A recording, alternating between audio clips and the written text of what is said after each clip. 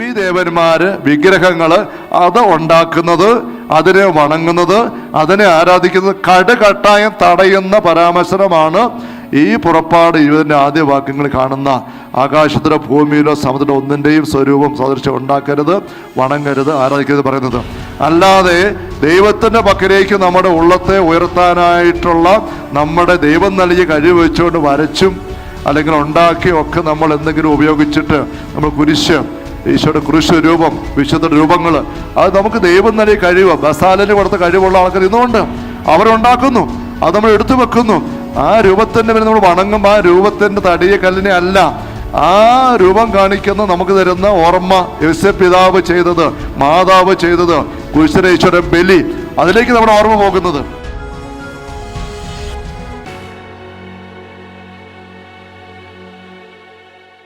തർക്കാവസ്ഥയിലേക്ക് പോകുക എന്ന് പറയുമ്പം ഇപ്പം ഈ വചനം ബൈബിള് മാത്രം എടുത്താൽ മതി, അമ്മയും വിശുദ്ധരും ഒക്കെ നമുക്ക് ആവശ്യമില്ലാത്ത നമ്മൾ തർക്കിക്കുന്ന ആൾക്കാർ, ഞങ്ങളാണ് പരിശുദ്ധാത്മാവ് നിറഞ്ഞ വ്യക്തികൾ, നിങ്ങൾ പരിശുദ്ധാത്മാവിൻ്റെ അഭിഷേകമില്ല, വചനം പഠിക്കാത്തവരാന്നൊക്കെ പറഞ്ഞ് ആക്ഷേപിക്കുമ്പോൾ റോമാലേഖനത്തിൻ്റെ 14-ാമത്തെ അധ്യായത്തിൻ്റെ 1-2 വാക്യങ്ങളിൽ വചനം പറയുന്നുണ്ട്, വിശ്വാസത്തിൽ ഉറപ്പില്ലാത്തവരെ സ്വീകരിക്കുവിൻ.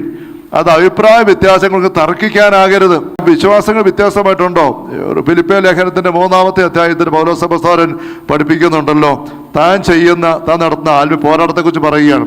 ആ പോരാട്ടത്തെക്കുറിച്ച് പറഞ്ഞു വരുമ്പോൾ 12 വാക്യങ്ങൾ, ഫിലിപ്പിയ ലേഖനം 3-ാം അധ്യായം 12 വാക്യങ്ങളിൽ, ഇത് കിട്ടിക്കഴിഞ്ഞെന്നോ ഞാൻ പരിപൂർണനായെന്നോ അർത്ഥമില്ല, ഇത് യേശു സ്വന്തമാക്കാൻ വേണ്ടി ഞാൻ തീവ്രമായിട്ട് പരിശ്രമിക്കുകയാണ്, എൻ്റെ പിന്നിലുള്ളവയെ വിസ്മരിച്ചിട്ട് മുന്നിലുള്ള ലക്ഷ്യമാക്കി മുന്നേറുകയാണ്. ഇങ്ങനെ പറഞ്ഞ് പഠിപ്പിക്കുമ്പോൾ അപ്പോസ്തലൻ പറയുകയാണ്, എന്നാൽ ആരെങ്കിലും 15-ാം വാക്യം, അതിനാൽ നമ്മിൽ പൂർണ്ണത പ്രാപിച്ചവർ ഇങ്ങനെ തന്നെ ആഗ്രഹിക്കട്ടെ. ആരെങ്കിലും ഏതെങ്കിലും കാര്യത്തിൽ ഭിന്നമായി ചിന്തിക്കുന്നെങ്കിൽ ദൈവം നിങ്ങൾ വ്യക്തമാക്കി തരും. തർക്കിക്കണ്ട. എന്തിനാ തർക്കിക്കുന്നത്, നിന്ദിക്കുന്നത്? ഈ തർക്കിക്കുക എന്ന് പറയുന്ന പരിശുദ്ധാത്മാവിൻ്റെ ഫലങ്ങൾ എത്രാമത്തേതാ? നിന്ദിച്ചുകൊണ്ട് സംസാരിക്കുക എന്ന് പരിശുദ്ധാത്മാവിന് പറയും എത്രാമത്തേതാ? നമ്മളിത് മീഡിയയിലേക്ക് നോക്കുമ്പോൾ ആത്മീയ കാര്യങ്ങളെക്കുറിച്ചുള്ള ചർച്ചകൾ എന്തുമാത്രം തർക്കമാണ്, എന്തുമാത്രം നിന്ദയാണ് ആൾക്കാർ കോരി ചൊരിയുന്നത്. ചിലരൊക്കെ വചനത്തിൻ്റെ പേര് പറഞ്ഞുകൊണ്ടാണ്, ഞങ്ങൾ വചനം മാത്രം പാലിക്കുന്നവരാ, വചനത്തെ മാത്രമേ രക്ഷയുള്ളൂ എന്ന് പറഞ്ഞുകൊണ്ട് നീങ്ങുന്നവർ, അല്ലെ പരിശുദ്ധാത്മാവിൻ്റെ പ്രത്യേക അഭിഷേകമുള്ളവരാണ് ഞങ്ങൾ, പെന്തക്കോസ്റ്റൽ എന്നൊക്കെ പറയുമ്പോൾ പെന്തക്കോസ്തായുടെ അഭിഷേകം മാത്രം എടുത്തു പോകുന്ന ഞങ്ങൾ, മറ്റു പാരമ്പര്യമോ ഇങ്ങനത്തെയുള്ള വിഗ്രഹാരാധന എന്ന് പറയുന്ന ഇവർ പറയുന്നതായ രൂപങ്ങളുടെ നിർമ്മാണം, വണക്കം, അതേപ്പറ്റിയൊക്കെ ആക്ഷേപങ്ങൾ നമുക്കറിയാനുള്ള. പുറപ്പാട് പുസ്തകം 20-ാമത്തെ അധ്യായത്തിൽ 1 മുതൽ വാക്യങ്ങളിലാണ് ആകാശത്തിലോ ഭൂമിയിലോ ഉള്ള ഒന്നിൻ്റെയും സ്വരൂപം സാദൃശ്യം നിർമ്മിക്കരുത്, വണങ്ങരുത്, ആരാധിക്കരുത്. 3 കാര്യം പറയുന്നുണ്ട്. നിർമ്മിക്കരുത്, വണങ്ങരുത്, ആരാധിക്കരുത്. ഇത് എടുത്തു കാണിച്ചുകൊണ്ട് ഈ പെന്തക്കോസ്ത് സഹോദരർ പറയുന്നുണ്ട്, കത്തോലിക്ക സഭയിൽ എന്തിനും നിർമ്മിക്കുന്നുണ്ട് വിഗ്രഹ രൂപങ്ങൾ, അതിനെ വണങ്ങുന്നുണ്ട്, ആരാധിക്കുന്നുണ്ട്. അത് മുഴുവൻ വിഗ്രഹാരാധനയാണ്. 1-ാം പ്രമാണം ലംഘനമാണെന്ന് വാദിക്കുമ്പോൾ ചിലപ്പോൾ പെട്ടെന്ന് നമുക്ക് ഇല്ല വചന അടിത്തറ കൃത്യമില്ലാത്ത കത്തോലിക്ക സഹോദരപ്പോൾ ചിന്തിക്കും. ചിലപ്പോൾ ഈ പെന്തക്കോസ്ത് സഹോദരൻ തന്നെ നമ്മുടെ വീടുകളിൽ വന്നിട്ട് നിങ്ങളുടെ ബൈബിൾ എടുത്ത്, നിങ്ങൾ ബൈബിൾ എടുത്തോ, എന്നിട്ട് ഈ പുറപ്പാട് 20-ന്റെ വാക്യങ്ങൾ ഈ വാക്യം വായിച്ചു കേൾപ്പിക്കും. ഉണ്ടോ? നിർമ്മിക്കരുതെന്ന് പറഞ്ഞിട്ടില്ലേ? വണങ്ങരുതെന്ന് പറഞ്ഞിട്ടില്ലേ? ആരാധിക്കരുതെന്ന് പറഞ്ഞിട്ടില്ലേ? ഇത് വിഗ്രഹാരാധനയല്ലേ? ഇത് കേൾക്കും പെട്ടെന്ന് പോകുന്നത് ശരിയാണല്ലോ, ഇത് ഉണ്ടാക്കരുതെന്ന് പറഞ്ഞിരിക്കുന്നത്. പക്ഷെ നമ്മൾ ഇതിൻ്റെ വ്യാഖ്യാനത്തിലേക്ക് വരുമ്പോൾ ഇതിൻ്റെ സ്പിരിറ്റ് എന്താ? ഈ 10 കൽപ്പനകൾ കൈനീട്ടി കൽപ്പലകൾ വാങ്ങിച്ചത് മോശയാണ്. മോശത് വാങ്ങിച്ച് നമുക്കറിയാം. മോശത് കൊണ്ടു നടന്നു. അത് കൊണ്ടുനടക്കാൻ വേണ്ടി ഒരു വാഗ്ദാന പേടകം, ഒരു രൂപക്കോടുണ്ടാക്കി.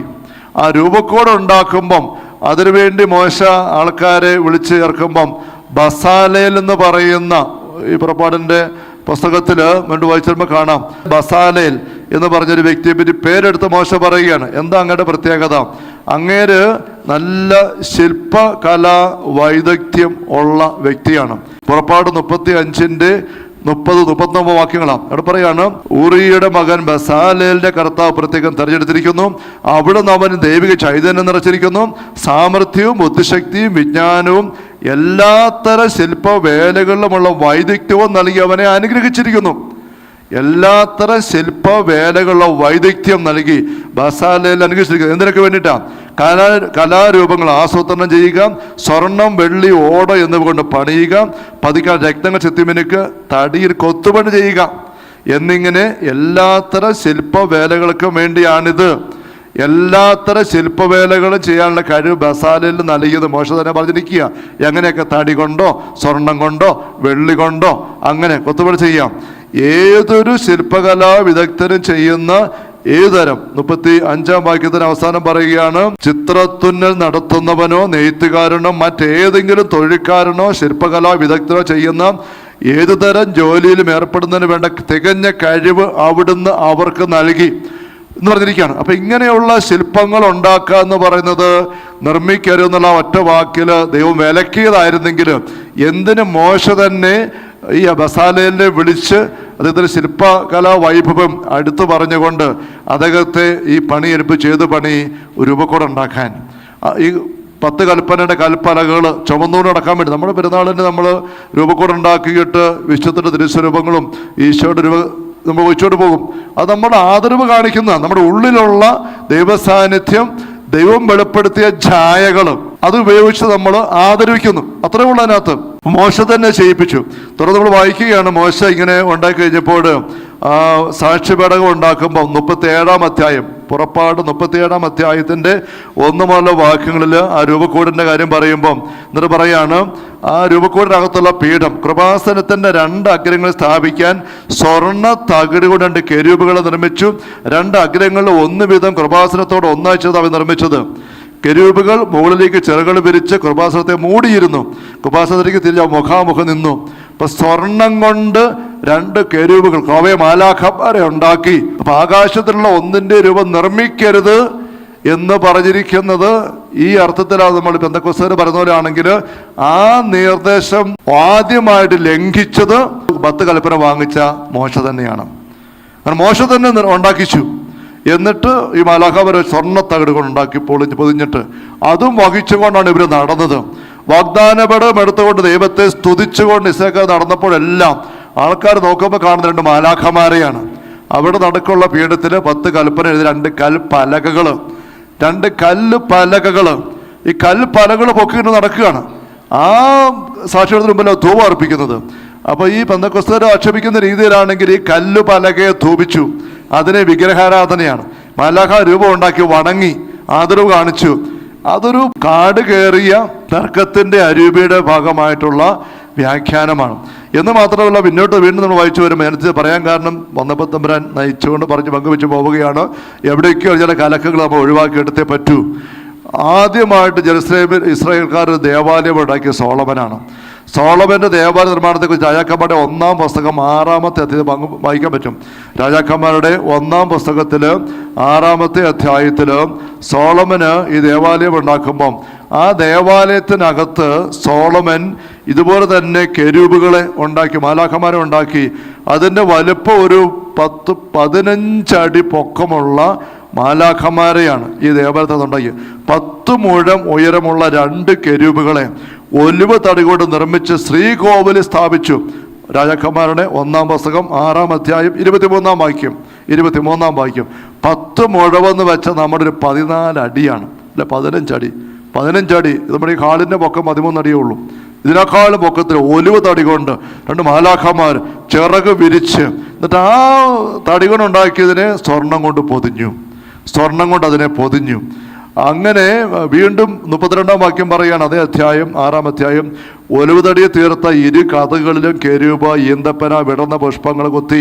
വീണ്ടും അത് 7-ാം അധ്യായത്തിൽ പറയുന്നുണ്ട്, ഇതിൻ്റെ മകുടങ്ങളിൽ തൊങ്ങലുകൾ ചങ്ങലകൾ ഉണ്ടാക്കി മാതളപ്പഴങ്ങൾ കൊത്തിവെച്ചു. 200 മാതളപ്പഴം. അങ്ങനെ ഞാനത് പറയുന്നത് വെച്ചാൽ ഭൂമിയിലുള്ള ഒന്നിൻ്റെയും സ്വരൂപം ഉണ്ടാക്കരുത്, നിർമ്മിക്കരുത്, വണങ്ങരുത്, ആരാധിക്കരുത് എന്ന് പറയുന്ന വാക്കുകളുടെ ഏക ഉദ്ദേശം ദേവീദേവന്മാരെ വിഗ്രഹങ്ങളെ ഉണ്ടാക്കി ആരാധിക്കുന്നത് കട്ടായം തടയുക എന്നുള്ളതാണ്.